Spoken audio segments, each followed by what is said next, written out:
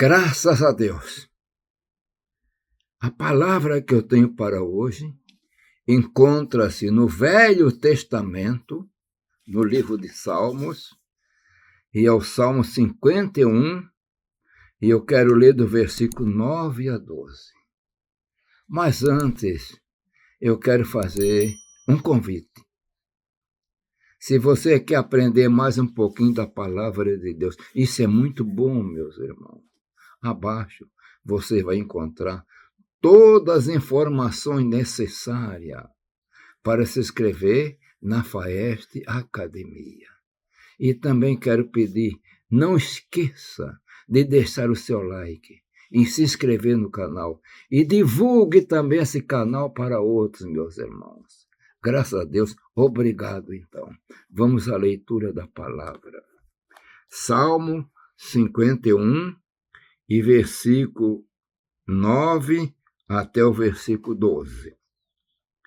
Esconde a tua face dos meus pecados e apaga todas as minhas iniquidades. Cria em mim, ó Deus, um coração puro e renova em mim um espírito reto. Não me lances fora da tua presença e não retires de mim o teu Espírito Santo. Torna a dar-me a alegria da tua salvação e sustém-me com o espírito voluntário. Meus irmãos, aqui nós temos, neste salmo, uma oração do rei Davi. Davi foi o homem ungido por Deus no meio dos seus irmãos para ser o líder. E ele teve graça, liderou.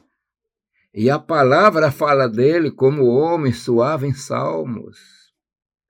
Fala como homem segundo o coração de Deus. Então, este homem era rei de todo Israel.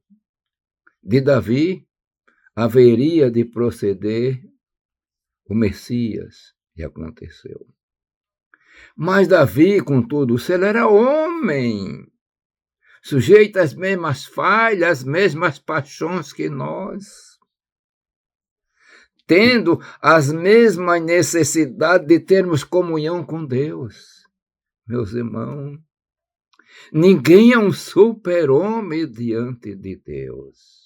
O homem é pecador. O homem é cheio de falhas, cheio de fraqueza. E nós temos um adversário durante 24 horas no dia que não descansa. E a palavra diz que ele anda em nosso derredor, bramando como um leão. Ele não é o leão. O leão é Jesus, o leão da tribo de Davi. Mas ele brama, grita como se fosse um leão, para amedrontar. E procurando uma falha. E ele encontrou uma falha neste rei suave em salmos.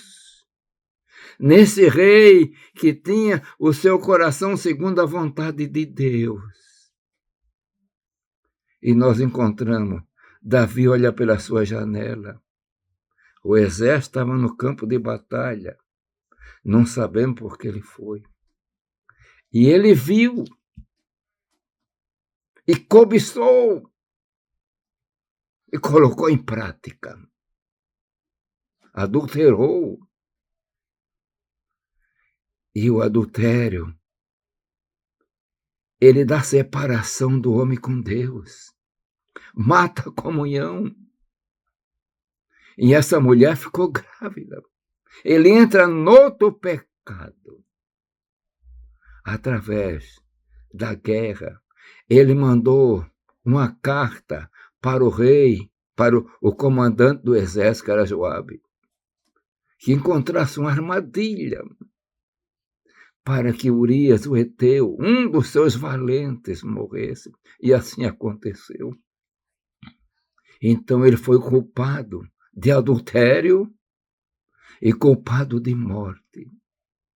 E parece que Davi estava tão afastado que não entendeu e não estava sentindo que estava num pecado terrível. Mas Deus envia o profeta Natã, meus irmãos, e traz a mensagem. E Davi sentiu, arrependeu-se. Não sabemos se este salmo foi escrito antes da palavra de Natã ao profeta ou depois. Mas aqui está espelhando a condição do homem no pecado. Ele está pedindo, cria em mim, ó Deus, um coração puro, porque o seu coração estava manchado. É o problema do pecado, mancha. E renova em mim um espírito reto. Ele não estava pedindo um novo espírito, porque o espírito é uma vez só. E coisa terrível. O homem no pecado, irmão, sente o horror da ausência de Deus, da comunhão. Por isso ele pede, Senhor, não retire de mim o teu espírito. Como se diz, eu preciso, eu estou sentindo que eu estou afastado. E aqui nós encontramos o versículo 11. Não me lance fora da tua presença. Meus irmãos, Davi, esse homem que tem a comunhão com Deus, que o Espírito desceu sobre ele, foi ungido. Ele agora está sentindo a angústia do pecado, meus irmãos. O pecado se apoderou dele e matou a espiritualidade. E perdeu a alegria. E aqui nós notamos no versículo 12. Torna a dar-me a alegria da tua salvação. E sustém-me com espírito voluntário. Senhor, eu preciso renovação. Senhor, eu preciso alegria da salvação. E às vezes acontece com crente, cai. Não é para pecar. O crente não é para viver em pecado, mas somos humanos. Caiu na tentação, mas tem uma válvula de esperança. A confissão. Aquele confessa e ele diz, eu pequei contra ti, Senhor. Meus irmãos, o pecado é como um crime. Quebra a lei de Deus, é contra Deus. E para ele falar isso, ele tinha então que sentir que estava arrependido. Ele estava arrependido, sente o pecado. Se o homem não se arrepender, não sente a angústia. Mas é uma esperança. Graças a Deus que ele tinha um profeta chamado Natã. Meus irmãos, nós temos em nossas igrejas pastores que pode ser confessado os pecados e tem que confessar. E Deus trabalha. Se não confessar o pecado, ele vai se avolumando. E o final é a morte total.